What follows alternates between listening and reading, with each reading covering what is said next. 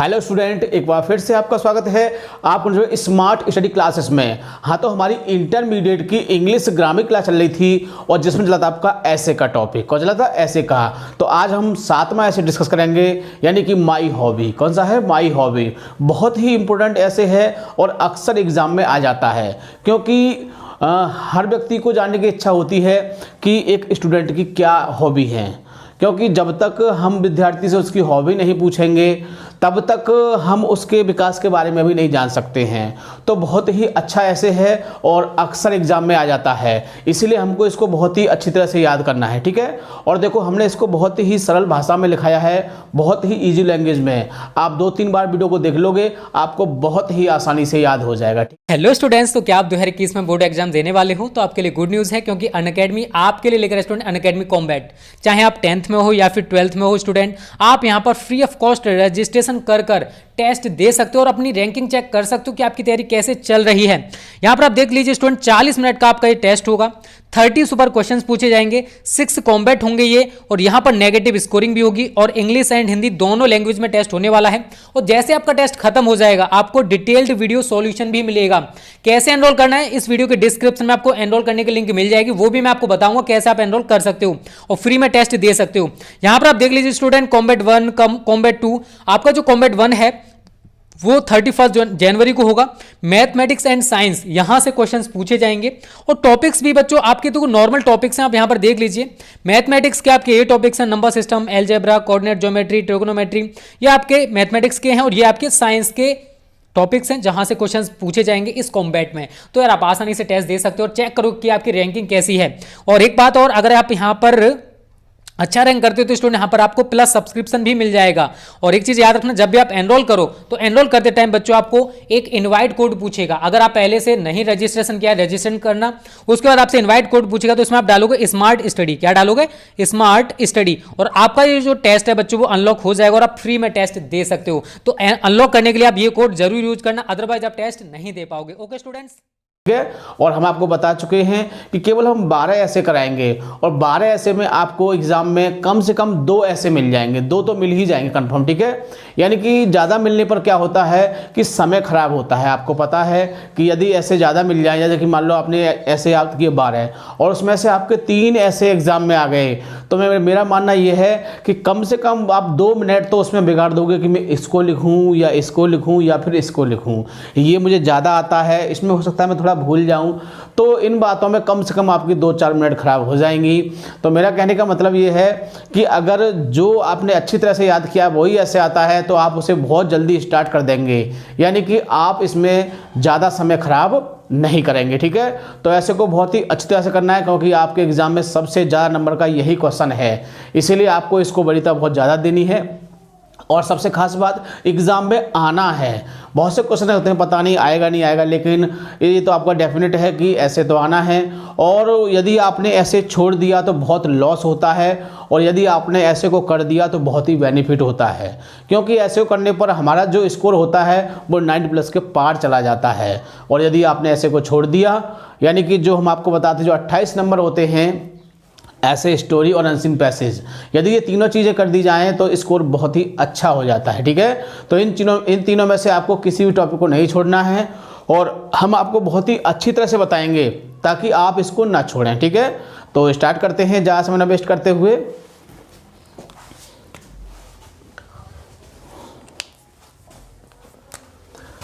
Class 12th English grammar, यानी कि 12th class की इंग्लिश ग्रामर क्लास चल रही थी और जिसमें रहता आपका ऐसे का टॉपिक चल रहा था। तो आज हम डिस्कस करेंगे माई हॉबी। हॉबी मीन्स क्या होता है? शौक होता है, यानी कि सबके शौक अलग अलग होते हैं देखा जाए तो, यानी कि जितने दुनिया में लोग हैं सबके शौक अलग अलग होते हैं।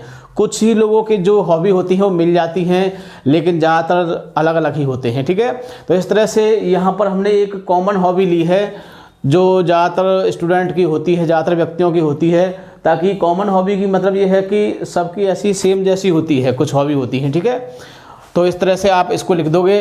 वैसे तो मतलब ये होता है कि आपको अपने स्वयं की हॉबी लिखनी है एग्ज़ाम में, लेकिन यदि आप स्वयं की कब लिख सकते हैं? जब आपको ट्रांसलेशन बहुत ही बढ़िया तरह से आता हो। जब तक आपको ट्रांसलेशन बढ़िया तरह से नहीं आएगा आप स्वयं की हॉबी नहीं लिख सकते हैं। इसीलिए हमने एक कॉमन हॉबी छाट ली है जिसको आप अपने अच्छी तरह से याद करके एग्जाम में लिख सकते हैं। ठीक है, तो स्टार्ट करते हैं इसको। तो फर्स्ट ऑफ ऑल हमारा क्या होता है, आउटलाइन होता है, क्योंकि आउटलाइन लिखना बहुत ही ज़रूरी है। आउटलाइन से क्या होता है कि हमारा जो ऐसे होता है वो हमको ये मान लीजिए आधा ऐसे याद हो गया। यदि आपको आउटलाइन याद होंगी तो मान लीजिए कि आधा ऐसे आपको याद है, क्योंकि सब कुछ इस आउटलाइन बेस पर ही चलता है। ठीक है, तो देखते हैं। फर्स्ट पर है आपका इंट्रोडक्शन, और हम आपको बता चुके हैं कि इंट्रोडक्शन और सबसे लास्ट आपका है कंक्लूजन। ये टॉपिक बहुत ही महत्वपूर्ण है, क्योंकि जब तक आप इन दो टॉपिकों को नहीं लिखोगे आपका ऐसे मेरे हिसाब से कंप्लीट नहीं माना जाएगा। मेरे हिसाब से क्या, किसी के हिसाब से नहीं माना जाएगा। ठीक है, इसलिए आपको ये दो टॉपिक तो बहुत ही अच्छी तरह से डिस्कस करने हैं। ठीक है, तो स्टार्ट करते हैं। इंट्रोडक्शन मिस होता है परिचय, the meaning of the word, यानी कि मीनिंग मिस अर्थ होता है ऑफ द वर्ड। किस वर्ड का, हॉबी, यानी हॉबी शब्द का जो मीनिंग है, जो अर्थ है वो क्या है, इज ए फेवरेट, यानी कि मनपसंद। परस्यूट मिस होता है खोज, यानी कि एक मनपसंद खोज हमारी, यानी एक मनपसंद इच्छा कह सकते हैं। एज एन एब्यूजमेंट, यानी कि हमारे मनोरंजन या हमारे आनंद के हिसाब से, यानी कि हमारे आनंद या मनोरंजन के हिसाब से हमारी एक मनपसंद खोज जो होती है उसको बोलते हैं हम हॉबी। क्या बोलते हैं उसको, हॉबी। तो बात समझ गए होंगे आप। आगे देखते हैं। इट इज़ ए वर्क, यानी यह एक कार्य है। क्या है, यह एक कार्य है। दैट, जो वी डू आवर विश, जो हमारी इच्छा को दिखाता है। किसको दिखाता है, इच्छा को, यानी एक कार्य होता है। क्या होता है, ये कार्य होता है जो किसको दिखाता है, विश, हमारी इच्छाओं को दिखाता है। इट इज ए हेल्थी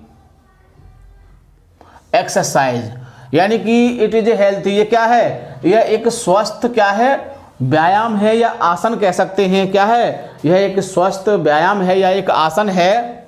इन अवर लीजियर, किसका, अवकाश का। किसका, अवकाश का, यानी कह सकते हैं कि ये हमारे एक अवकाश का क्या है, एक आसन है या व्यायाम है। क्या, हॉबी। हॉबी क्या होता है कि जब हम फ्री होते हैं तब हमें हमारे हॉबी याद आते हैं। जैसे कि हम घर पे फ्री है, चलो यार टीवी देख लेते हैं, चलो सॉन्ग सुन लेते हैं, चलो लूडो खेल लेते हैं। यानी जो हमारे हॉब्स होते हैं वो हमको, हॉबीज़ जो होते हैं वो हमारे याद आ जाते हैं। कब, जब हम खाली होते हैं, जब हमारा खाली समय होता है तो हम सोचते हैं कि चलो कोई हॉबी कर लेते हैं, कोई शौक़ अपना अपना, अखबार पढ़ना है, बहुत से लोगों का हॉबी होता है, या कोई खेल है उसको खेल लेते हैं। तो ये क्या होता है, एक प्रकार का हमारा व्यायाम होता है। किसी को दौड़ लगाने का शौक़ होता है तो चलो दौड़ लगा लेते हैं, किसी को चेस खेलना है। तो इस तरह से क्या होता है, यानी कि ये एक आसन मान लीजिए जो खाली समय में जिसको हम करते हैं, आसन या व्यायाम मान लीजिए। इट इज़ ए थिंग, यह एक चीज़ है। कैसी चीज़ है, वी लाइक, जिसे हम पसंद करते हैं। To do for the sake of enjoyment, यानी कि यह एक ऐसी चीज़ है जिसको हम पसंद करते हैं। किसके लिए, अपने आनंद के लिए पसंद करते हैं। ठीक है, तो ये था इसका इंट्रोडक्शन। अभी आपने समझा, 2 बार और आप पढ़ लोगे, बहुत ही अच्छी तरह से आपको आसानी से याद हो जाएगा। आगे है डिफरेंट हॉबीज़, यानी कि जो हॉबीज़ होती हैं वो भिन्न भिन्न प्रकार की होती हैं।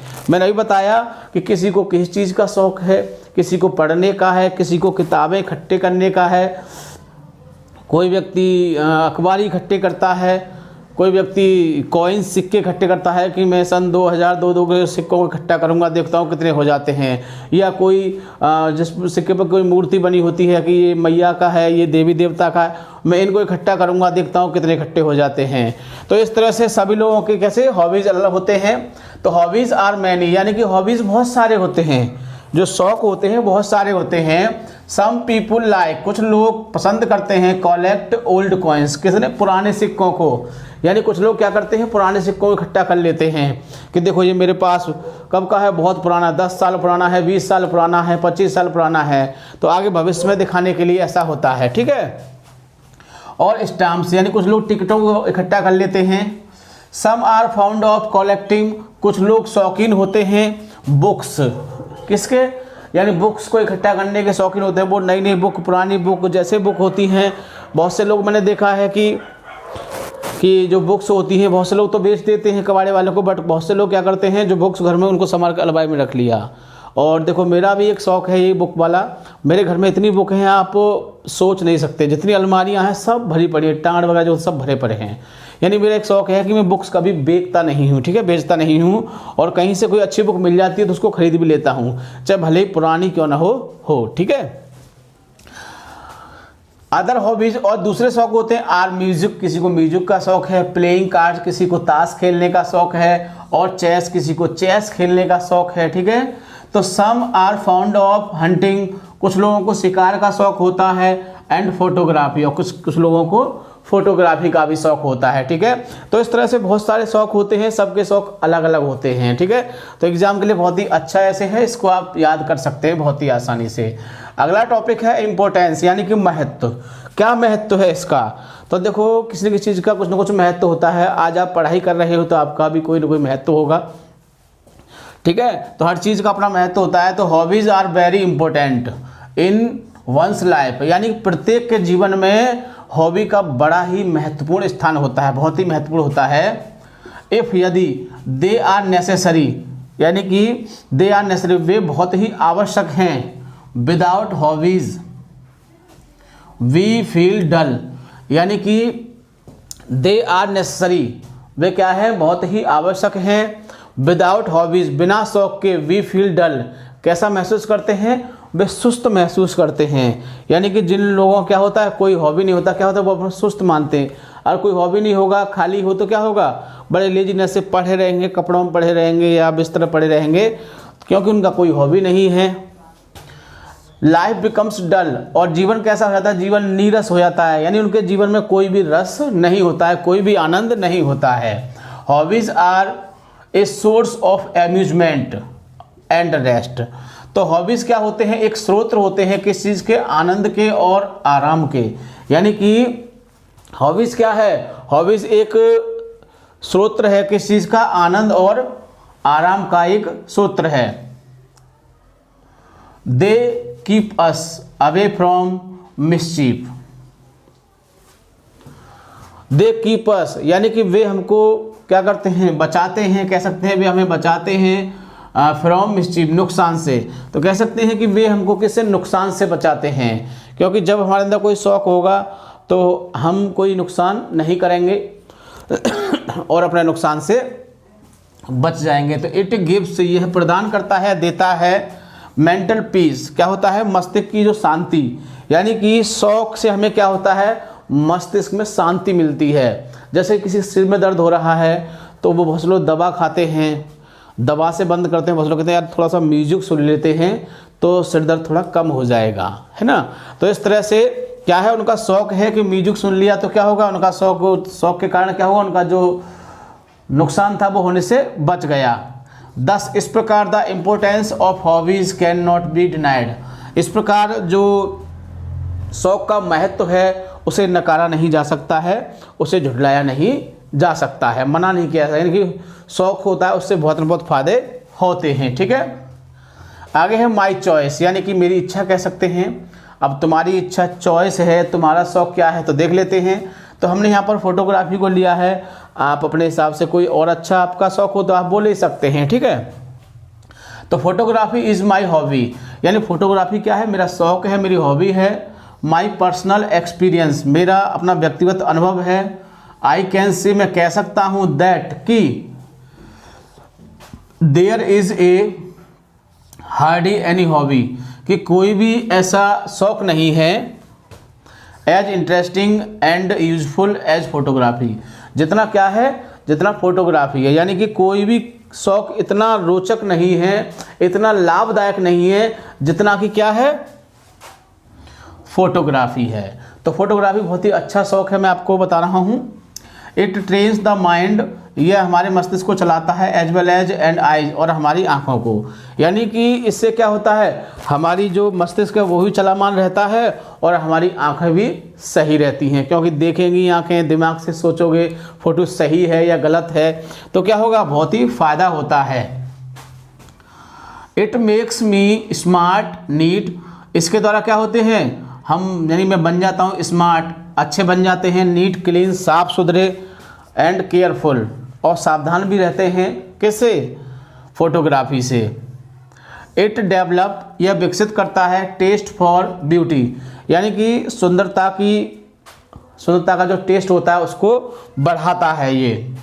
जॉन कीट्स है सेड, यानी जॉन कीट्स ने कहा है, क्या कहा है, ए थिंग ऑफ ब्यूटी, यानी कि एक वस्तु की जो सुंदरता है, इज ए जॉय, क्या है, एक आनंद है, फॉर एवर, हमेशा के लिए।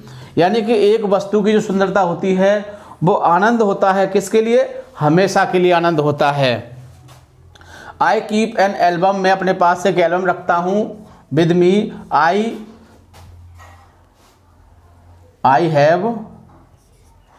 Have a collection of photos in it, यानी कि इसमें क्या है, इसमें बहुत सारे फोटो हैं, हमारा जो आपका एल्बम है। ड्यूरिंग समर वैकेशन, यानी कि जब गर्मी की छुट्टियों के समय, आई गो टू हिल्स, मैं पहाड़ी पर जाता हूँ या गया था। आई एन्जॉय देयर, मैंने वहाँ पर आनंद लिया। My album is a rich treasure, यानी कि मेरी जो एल्बम है वो क्या है, एक धनवान खजाना है, कह सकता हूँ। ऑफ ऑल फोटोज़, किसके लिए, सभी फ़ोटो के लिए। ठीक है, तो इस तरह से देखो हमने यहाँ पर किसको लिया है, फोटोग्राफी को लिया है। आपको अगर कोई अच्छा शौक़ है तो आप अपना यहाँ पर डिफाइन कर सकते हो, ठीक है, और नहीं तो फोटोग्राफी अच्छा ही शौक़ है। और आजकल तो आपने देखा होगा कि सेल्फी का युग चल रहा है, सेल्फी का क्रेज चल रहा है, कोई कैसे फ़ोटो खिंचाता है, कोई कैसे खिंचाता है, तो इस चीज़ से आप वाकिफ़ होंगे। नेक्स्ट है कंक्लूजन, बहुत ही इंपॉर्टेंट टॉपिक होता है कंक्लूजन। वी शुड रिमेंबर, हमें याद रखना चाहिए, दैट की ऑल वर्क, जो सभी कार्य होते हैं, and no creation makes us dull, no creation, कोई भी जो क्रिएशन होता है, जो आनंद होता है, हमें डल नहीं बनाता है, नीरस नहीं बनाता है। The change is supplied by, और जो बदलाव होता है उसकी पूर्ति की जाती है किसके द्वारा, हॉबीज़ के द्वारा, और उसकी जो कमियां होती हैं वो किससे, वो हॉबीज से पूरी हो जाती हैं हमारी। द ओनली डिफेक्ट, केवल एक दोष होता है, ऑफ माई हॉबी, जो मेरा शौक़ है उसमें एक ही डिफेक्ट है, उसमें एक ही कमी है, वो क्या कमी है, इज बीइंग एक्सपेंसिव, क्या है, ये बहुत ज़्यादा खर्चीला है। यानी मेरा शौक़ क्या है, बहुत ज़्यादा खर्चीला है, लेकिन आज के समय में खर्चीला नहीं है, आज के समय में तो बहुत ही चीप हो गया है, बहुत ज़्यादा, पहले था। I have to spend a lot of money on films, और मैं बहुत ज़्यादा पैसा फिल्मों पर खर्च करता हूँ। तो इस तरह से आप बता सकते हैं कि मैं बहुत ज़्यादा पैसे अखबार पर खर्च करता हूँ या फिल्म के लिए ज़्यादा बेटर नहीं रहेगा, तो आप यानी कि मैं I have spend lot of money on newspaper, ठीक है ना, इस तरह से लिख सकते हैं।